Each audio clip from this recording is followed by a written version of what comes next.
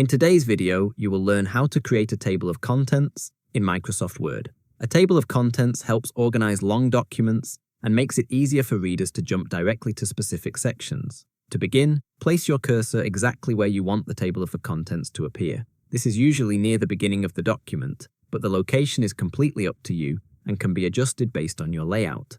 Once your cursor is in position, move to the References tab and locate the Table of Contents group. From there, select the Table of Contents option to open the drop-down menu. You will see several automatic styles available, each with a slightly different look. Choose the one that best fits your document's design and formatting preferences. As soon as you select one of the built-in options, Word automatically generates a table of contents using that template. It pulls information directly from your existing headings, so it's important that your document uses proper heading styles. After the table is created, you can continue working on your document as normal. If you later make changes such as adding new headings, removing sections, or adjusting titles, the table of contents will need to be refreshed. To do this, right-click anywhere inside the table of contents and select Update field to ensure everything stays accurate.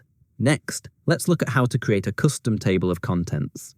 Start by placing your cursor where you want the custom table to appear. Go back to the References tab, open the Table of Contents menu, and this time choose Custom Table of Contents. This opens a dialog box with more control over how your table looks and functions. In the Table of Contents tab, under the General section, choose a visual format from the drop-down list. In this example, the formal option is selected, but you can preview other styles to see what fits best. In the Show Levels field, select how many heading levels you want to include.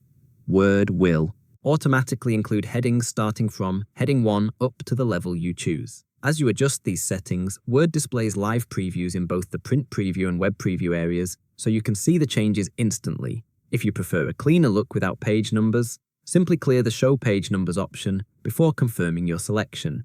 If you found this tutorial helpful, reward us with a like. Thanks for watching.